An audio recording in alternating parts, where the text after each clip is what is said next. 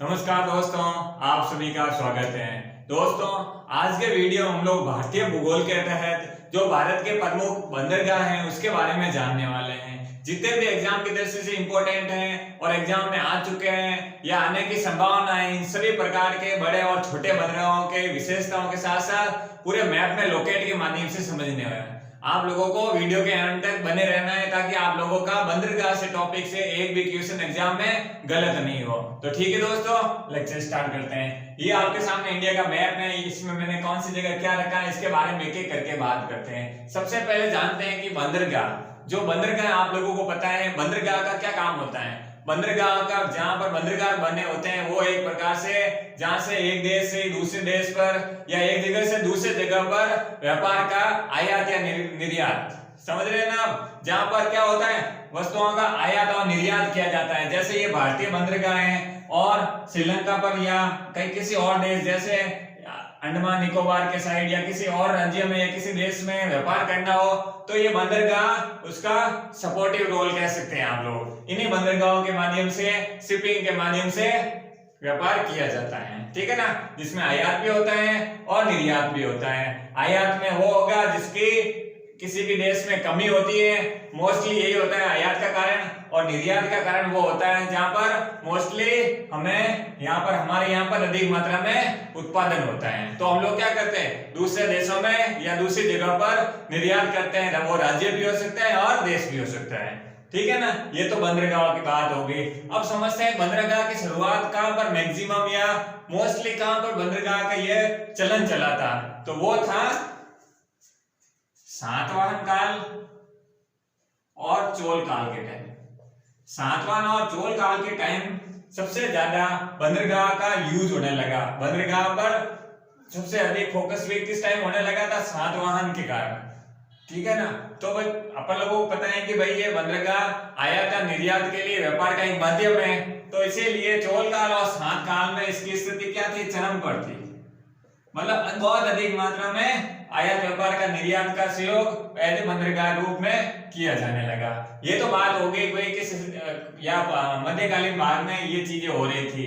अब बात करते हैं कोई भारत में जो बंदरगाह या जहाजरानी परिवहन की शुरुआत कब हुई। ये हुई थी सन 1856 में। आधुनिक काल में कब हुई थी, 1856 में ब्रिटिश इंडिया स्टीम कंपनी की स्थापना के साथ भारत में जहाजरानी परिवहन की शुरुआत हुई।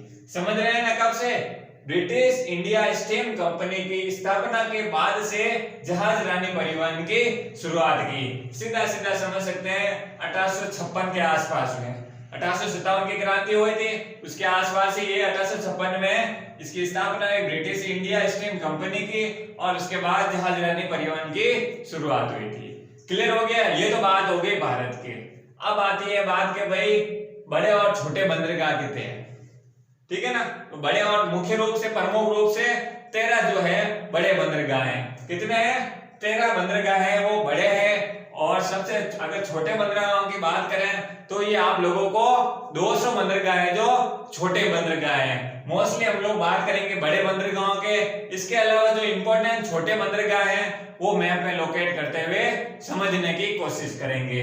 तो बड़े बंदरगाहों में दोस्तों, बड़े बंदरगाह में तो 13 मिलेंगे आप लोगों को। इसके अलावा ये जो बड़े बंदरगाह हैं सबसे अधिक आप लोगों को 3 हैं जो कहां मिलेंगे, तमिलनाडु में।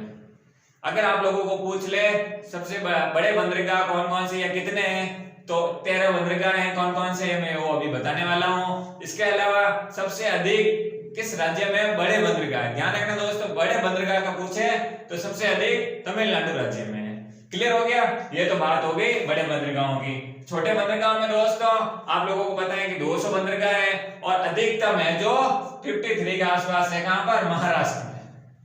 ये छोटा डेटा है दोस्तों, कई कबार डेटा पर ध्यान रखना चाहिए क्योंकि ये सारे फैक्ट्स होते हैं, इन पर ध्यान रखना बहुत जरूरी है। कभी कभार कुछ सवाल को एलिमिनेट करने में भी इनका सहयोग बन सकता है बड़े एग्जाम्स में। अगर इसके जिनके स्टेटमेंट बेस्ड क्वेश्चंस होते हैं उसमें काफी हेल्पफुल हो जाते हैं। ये तो बात हो गई। और इसके अलावा दोस्तों ये आप लोगों को पता है पश्चिमी घाट है, ये पूर्वी घाट है। तो पश्चिमी घाट पर मुख्य रूप से 6 बंदरगाह मिलेंगे और पूर्वी घाट पर भी 6 बंदरगाह। अब आप सोचे होंगे कि सर बड़े बंदरगाह अगर 13 हैं तो इस पर 6 और इस पर 6 होंगे तो 12 ही हुए। एक और ध्यान रखना, अंडमान और निकोबार में एक पोर्ट ब्लेयर है, ये भी बड़ा बंदरगाह है। तो आप समझ गए होंगे 13 प्रमुख बंदरगाह या बड़े बंदरगाह कौन से हैं। 6 पश्चिमी घाट पर और 6 पूर्वी घाट पर, और एक है पोर्ट ब्लेयर। अंडमान और निकोबार में पोर्ट ब्लेयर है, ठीक है ना, जो कि भारत का सबसे छोटा बंदरगाह भी है। तो ये तो बात हो गई क्वांटिटी की दोस्तों, क्योंकि अभी हम लोग ओवरव्यू ले रहे थे अभी कितने बंदरगाह हैं, किस राज्य में कितने बंदरगाह हैं। अब हम लोग एक एक करके सबके बारे में जानने वाले हैं। तो सबसे पहले हम लोग छोटे बंदरगाहों को देख लेते हैं, एक बार में ही देख लेते हैं। इसकी इंपॉर्टेंस कम है, बट फिर भी आप लोगों को जो इंपॉर्टेंट है वो मैं सारी चीजें बताने की कोशिश करूंगा।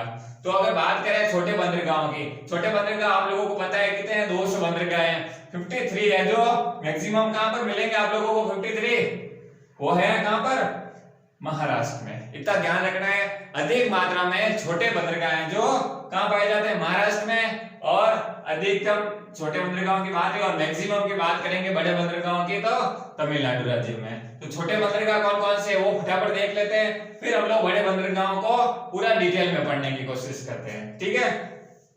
तो सबसे पहले आप लोगों को ये लोकेशन दिख रही है, ये है मांडवी बंदरगाह।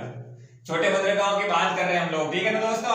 मांडवी बंदरगाह है जो कि कहां पर है, गुजरात में। ओखा बंदरगाह है, ये भी कहां पर है, गुजरात में। द्वारका बंदरगाह है, ये भी गुजरात में है। पोरबंदर और भावनगर, जो ये 3, 2 और 5 बंदरगाह, ये पांचों बंदरगाह हैं छोटे बंदरगाह हैं, और ये आप लोगों को कहां पर देखने को मिलेंगे, गुजरात में। क्लियर हो गया, ये आप लोगों को समझ में आ गया। अब आगे आ जाइए, आगे आप लोगों को रत्नागिरी बंदरगाह है जो आप लोगों को कहां देखने को मिलेगा, ये मिलेगा महाराष्ट्र में। क्लियर हो गया, रत्नागिरी बंदरगाह का संबंध किस राज्य से है, महाराष्ट्र राज्य से। ये छोटे बंदरगाह है, इसलिए दोस्तों मेरे को फटाफट बताना है ताकि मैं बड़े बंदरगाह को डिटेल में एक एक करके पूरा विस्तार से पढ़ सके।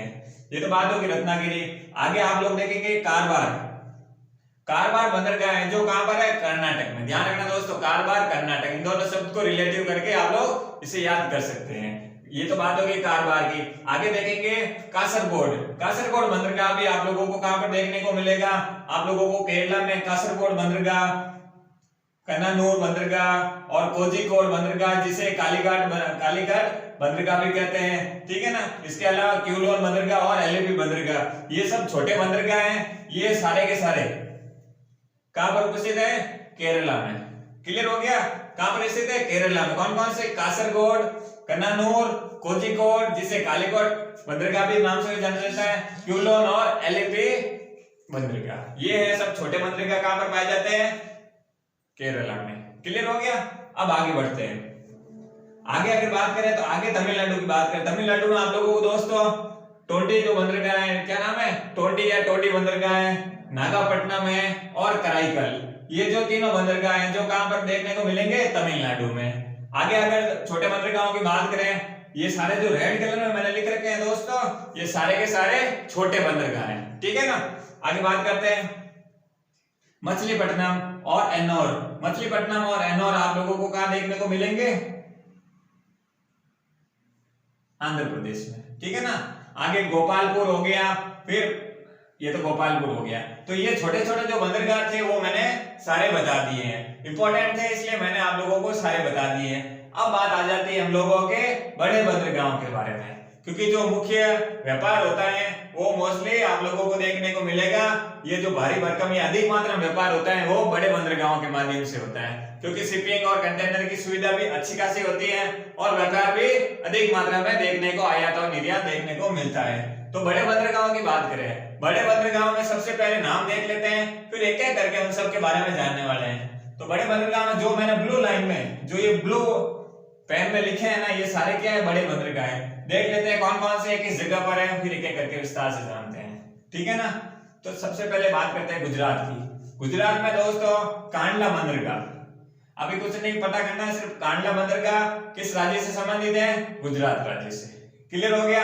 आगे अगर आए मुंबई, ठीक है ना, मुंबई बंदरगाह है जो कहां पर है, महाराष्ट्र में। और नावा सेवा बंदरगाह, जिसे जवाहरलाल नेहरू बंदरगाह भी कहते हैं, ये भी कहां है, महाराष्ट्र में। मुर्मुगांव बंदरगाह है जो, ये भी कहां पर है, ये भी गोवा में। किसमें, गोवा में मुर्मुगांव बंदरगाह है। न्यू मंगलोर बंदरगाह है जो नाम से पता चलता है, ये है कर्नाटक राज्य से। आगे बात करेंगे कोचीन बंदरगाह, ये सब बड़े बंदरगाह के बारे में बात कर रहे हैं। तो कोचीन बंदरगाह कहां पर है? केरला में। तो मैंने आपको बताया पश्चिमी घाट पर 6 प्रमुख बंदरगाह, ये बड़े बंदरगाह हैं, 1 2 3 4 5 और 6, ठीक है ना। अब है ना वापस आ जाते हैं पूरी घाट पर। पूरी घाट पर अगर देखेंगे अपन, एक हो गया तूतीकोरिन, क्या नाम है? तूतीकोरिन बंदरगाह है जो मन्नार की खाड़ी के तट पर है। ध्यान रखना, यहाँ पर आप लोगों को पता है मन्नार की खाड़ी है, ठीक है ना, ये तमिलनाडु राज्य से संबंधित है। आगे बढ़े तो आगे आप लोगों को चेन्नई और एनोर बंदरगाह, एनोर बंदरगाह को कामराजर बंदरगाह के नाम से भी जाना जाता है, ठीक है ना, ये ध्यान रखना है। ये एनोर बंदरगाह किसके लिए? चेन्नई का है, चेन्नई, ये दोनों कहां पर? एक ही जगह पर है, ठीक है ना। तो अब आगे बढ़ते हैं, तमिलनाडु से ये ध्यान रखना दोस्तों। आगे अगर बात करें विशाखापट्टनम बंदरगाह है जो आंध्र प्रदेश में, पारादीप बंदरगाह है जो उड़ीसा में देखने को मिलेगा, और कलकत्ता हल्दिया बंदरगाह। अब आप लोगों को कंफ्यूजन नहीं हो, कलकत्ता हल्दिया बंदरगाह है जो दो अलग अलग नहीं है, ये छोटे छोटे एक ही भाग से हैं, एक दूसरे से जुड़े हुए हैं, ठीक है ना, इसलिए इसे कलकत्ता और हल्दिया बंदरगाह के रूप में भी जाना जाता है। इसके अलावा बड़े बंदरगाह में पोर्ट ब्लेयर बंदरगाह है जो अंडमान और निकोबार राज्य से संबंधित है। क्लियर हो गया? ये आप लोगों को समझ में आगे होगा। अब हम लोग एक एक करके इन बंदरगाहों के बारे में समझने की कोशिश करते हैं कि क्या विशेषता है। तो सबसे पहले बात करेंगे हम लोग मुंबई बंदरगाह, जो मुंबई का मुख्य बंदरगाह है उसके बारे में बात करने वाले हैं। तो मुंबई बंदरगाह है जो ये वाला आप लोगों को देगा। सबसे पहले आप लोगों को पता रखना चाहिए ये जो है सबसे बड़ा प्राकृतिक बंदरगाह है, भारत का सबसे बड़ा। ध्यान रखना दोस्तों, प्राकृतिक बंदरगाह वैसे तो बड़ा ही है, लेकिन जब प्राकृतिक और कृत्रिम, अब आप लोगों को बता दो प्राकृतिक और कृत्रिम का मतलब हो गया प्रकृति द्वारा, यहाँ पर जो समुद्री किनारे कटे छटे भाग में हो प्रकृति द्वारा निर्मित हो तब तो बोलेंगे प्राकृतिक, और कृत्रिम वो होंगे जो मनुष्य द्वारा, मतलब औद्योगिक विकास के हिसाब से इनका निर्माण किया गया हो, ठीक है ना, इनकी व्यवस्था की गई हो अवसंरचना कोष के हिसाब से, तो वो बोलेंगे कृत्रिम, जो मानव द्वारा निर्मित। कृत्रिम से ये समझ सकते हैं जो मानव के द्वारा निर्मित बंदरगाह होते हैं वो कृत्रिम बंदरगाह होते हैं। तो मुंबई क्या हो गया? भारत का सबसे बड़ा प्राकृतिक बंदरगाह तो है, ये भारत का सबसे बड़ा भी बंदरगाह है, लेकिन प्राकृतिक भी सबसे बड़ा है। कहां पर है ये? महाराष्ट्र में, ठीक है ना। तो दोस्तों मुंबई बंदरगाह का निर्माण के साथ साथ यहाँ पर आप लोगों को मुंबई के बंदरगाह पर मैक्सिमम व्यापार देखने को मिलेगा। अगर देखेंगे कि अधिकतम मात्रा में व्यापार किस बंदरगाह के आसपास के क्षेत्रों में होता है, वो होता है मुंबई के, ठीक है। अब आगे बढ़ते हैं, आगे आप लोग बात आ जाती है नावा सेवा। क्या नाम है? नावा सेवा। तो ये नावा सेवा बंदरगाह है जिसे किस नाम से? जवाहरलाल नेहरू बंदरगाह के नाम से भी जाना जाता है। नावा सेवा बंदरगाह है जो महाराष्ट्र राज्य से संबंधित है और जवाहरलाल नेहरू बंदरगाह के नाम से भी जाना जाता है। इसका जो दोस्तों निर्माण किया गया है, ये जो मुंबई का, आप लोगों को पता, मैंने अभी बताया कि मुंबई के बंदरगाह पर अधिक मात्रा में व्यापार होता है, तो अधिक मात्रा में व्यापार होगा तो क्या होगा? उस पर थोड़ा प्रेशर आएगा कहीं ना कहीं, तो प्रेशर को रिलीज करने के लिए, मतलब उसके सहायक के रूप में नावा सेवा बंदरगाह का निर्माण किया गया। अब आप समझ रहे हैं ना दोस्तों, ये मैंने अभी बताया कि मुंबई जो बंदरगाह है जो प्राकृतिक है, लेकिन अब इसका निर्माण किया गया इसके सहयोग के रूप में। अब आप समझ गए होंगे कि इसके निर्माण तो किसके द्वारा? मानव के द्वारा, ठीक है ना। तो मनुष्य द्वारा इसका निर्माण किया गया, इसलिए ये क्या हो गया? कृत्रिम बंदरगाह। तो इसके सहायक के रूप में नावा सेवा बंदरगाह का निर्माण किया गया, और ये मुंबई का सपोर्टिव रोल के लिए, सहायक के रूप में, ताकि उसके यहाँ पर अधिक मात्रा में जब प्रेशर क्रिएट हो उसको रिलीज करने के लिए। क्लियर हो गया? ये हो गया नावा सेवा बंदरगाह। अब आगे बढ़ते हैं, आगे आप लोगों को दोस्तों कांडला बंदरगाह देखने को मिलेगा। कांडला बंदरगाह है जो एक ज्वारीय पतन है, समझ रहे हैं ना, क्या एक प्रकार से ज्वारीय पतन है, और ये कहां पर स्थित है ये पता होना चाहिए। ये है कच्छ की खाड़ी में, ये जो है ये है कांडला बंदरगाह, कहां स्थित है? कच्छ की खाड़ी में, ठीक है ना। मुख्यतः यहाँ पर आप लोगों को आयात देखने को मिलेगा। जैसे ही आप लोग इस जगह जाएंगे या इस जगह के बारे में जानेंगे तो आप लोगों को अधिक मात्रा में व्यापार देखने को मिलेगा। व्यापार में मतलब आयात, ध्यान रखना, मोस्टली अपन लोगों ने व्यापार की बात मुंबई के लिए की थी, लेकिन आयात की बात करेंगे तो वो कौन सा होगा? कांडला बंदरगाह। क्लियर हो गया? ये तो बात हो गई कांडला बंदरगाह की। अब थोड़ा और आगे बढ़ते हैं, यहाँ पर आप लोगों को आयात तो देखने को मिलेंगे, लेकिन आप जब नोट करेंगे जो पेट्रोलियम और उर्वरक उत्पाद, आयात किस चीज का हो रहा है? मोस्टली आप लोगों को पेट्रोलियम और उर्वरक उत्पाद का आयात देखने को मिलेगा। कहां पर? कांडला बंदरगाह, जो कि ज्वारीय पतन है। क्लियर हो गया? और मैक्सिमम अगर आपूर्ति की बात करेंगे तो इसी बंदरगाह से होगी। अगर अधिकतम मात्रा में, ये भारत का उत्तर भाग है, ठीक है ना, उत्तरी भारत में जो भी व्यापार की आपूर्ति से रिलेटेड किसी प्रकार की आपूर्ति का सहायक रूप में या मुख्य रूप से कहां से आपूर्ति की जाती है, कांडला बंदरगाह से। क्लियर हो गया, ये तो बात हो गई कांडला बंदरगाह की। अब आगे बढ़ते हैं मुर्मुगांव बंदरगाह। कौन सा मुर्मुगांव बंदरगाह है जो आप लोगों को मैंने पहले बताया, ये है कहां पर, गोवा में। तो ये गोवा में आप लोगों को पता है कौन सी नदी बहती है, जुआरी नदी है। तो जुआरी नदी के ज्वारनमुख पर, समझ आया ना, जुआरी नदी के ज्वारनमुख मतलब जुआरी नदी के द्वारा जो भी है ना, इसके अंदर पोषक तत्व वाले या जो भी पत्थरों से, मिट्टी से जो भी अवसाद के रूप में उसके किनारे जम जाते हैं, तो वहां पर क्या होगा, किसका निर्माण किया हुआ है, ध्यान रखना, किया हुआ नहीं है। तो ये प्राकृतिक हो गया, समझ गए ना, जिनका निर्माण नदियों के द्वारा होगा, ये मतलब प्रकृति के द्वारा। ये किसी कारण में प्रकृति का रोल हो जिसमें मानव का रोल नहीं, वो हो गया प्राकृतिक। तो आप लोग समझ रहे हैं कि जुआरी नदी के ज्वारनमुख पर किसका निर्माण किया गया, मुर्मुगांव का, ठीक है ना, मुर्मुगांव बंदरगाह। तो गोवा का जो लो आईएस ईरान को यहीं से निर्यात किया जाता है, ये ध्यान रखना है। जो गोवा में लो आईएस का उत्पादन होता है तो ईरान को जब निर्यात करेंगे, आप लोगों को पता है कि ईरान, जैसे अपन लोग इस प्रकार कुछ नक्शा बनाएंगे तो आप लोगों को पता है यहाँ पर क्या होगा, अमन की खाड़ी आएगी, अरब सागर से होते हुए यहाँ पर पाकिस्तान आ जाता है। यहाँ पर आप लोगों को ईरान देखने को मिलेगा, ईरान, इराक, और यहाँ पर वो जो सऊदी अरब वाले देश देखने को मिलेंगे, ठीक है ना, फारस की खाड़ी, अमन की खाड़ी देखने को मिलेगी। तो इस जगह पर ये समझ सकते हैं यहाँ से यहाँ तक इसका व्यापार हो रहा है, अगर सीधे यहाँ से मुर्मुगांव से ईरान की ओर। क्लियर हो गया। तो लो आईएस का व्यापार कहां पर होता है, लो आईएस का जो उत्पादन होता है गोवा में, इसका व्यापार होता है ईरान में। क्लियर हो गया, किस बंदरगाह से होता है, मुर्मुगांव बंदरगाह से। ये आप लोगों को समझ में आ गया होगा। अब आगे बढ़ते हैं, आगे अगर बात करें न्यू मंगलोर, क्या नाम है, न्यू मंगलोर बंदरगाह है जो कहां पर है, जिसे पनाम्बूर, ये देखना, पनाम्बूर या पनाम्बूर बंदरगाह भी कहते हैं, ये ध्यान रखना आप लोगों को। ये जो क्या नाम है, न्यू मंगलोर तो है, किस राज्य से संबंधित है, कर्नाटक से राज्य से, लेकिन इसका दूसरा नाम भी है पनाम्बूर। क्लियर हो गया। अब आगे बात करते हैं कुद्रेमुख का लो आईएस, क्या बोलते हैं, कुद्रेमुख का लो आईएस यहीं से निर्यात किया जाता है। अब कुद्रेमुख है जो ये खाने हैं, ठीक है ना, जहां पर लो आईएस का उत्पादन किया जाता है या उत्पादन होता है नेचुरली तरीके से, फिर इसका उत्पादन हो रहा है, तो फिर क्या हो रहा है, ये कुद्रेमुख कहां पर है, कर्नाटक में है। तो इसका जो निर्यात हो गया दूसरी जगह पर, इसी बंदरगाह से किया जाता है, क्या नाम है, न्यू मंगलोर। क्लियर हो गया। अब आगे बढ़ते हैं, आगे बात करेंगे पारादीप बंदरगाह, देखने में आप लोगों को यहाँ मिलेगा। पारादीप बंदरगाह है जो कहां पर है, ये पता होना चाहिए, ये उड़ीसा राज्य से है और महानदी और बंगाल की खाड़ी संगम पर स्थित है।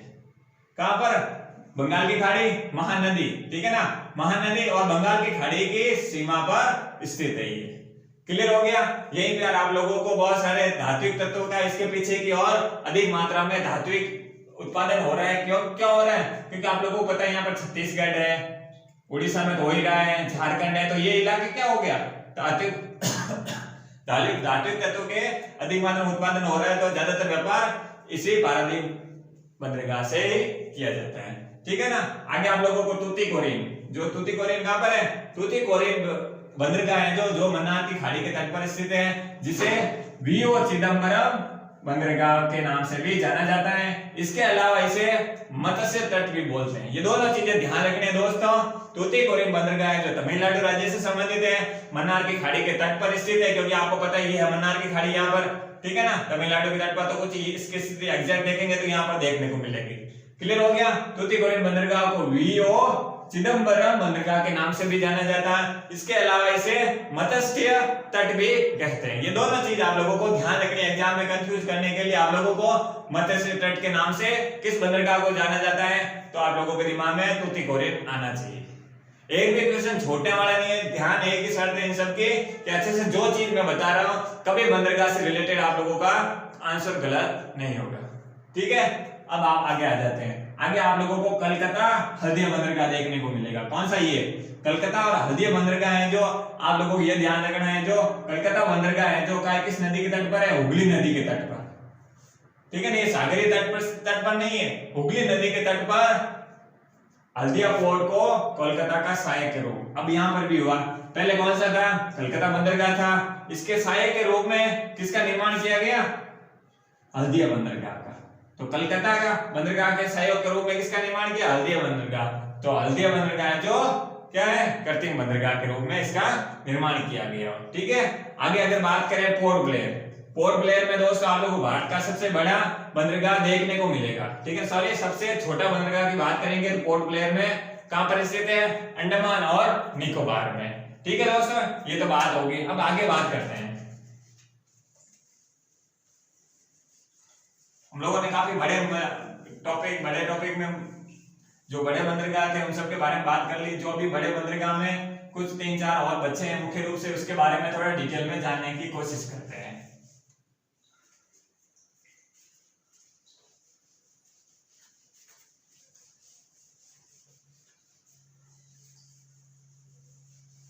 आगे बंदरगाहों की बात करें तो दोस्तों आप लोगों को विशाखापट्टनम बंदरगाह की कुछ विशेषताओं की बात करें तो आप लोगों को देश का सबसे गहरा बंदरगाह की अगर बात करें, एग्जाम में पूछ ले सबसे गहरा, भारत का सबसे गहरा बंदरगाह कौन सा है? वो है विशाखापट्टनम। विशाखापट्टनम बंदरगाह कहां पर है? ये है क्या पर है? यहाँ पर है पश्चिम बंगाल। यहाँ पर क्या है? आंध्र प्रदेश में। ठीक है ना, तो विशाखापट्टनम बंदरगाह कहां पर देखने को मिलेगा? आंध्र प्रदेश में। ये भी एक प्रकार का प्राकृतिक बंदरगाह है, मानव द्वारा निर्मित नहीं है।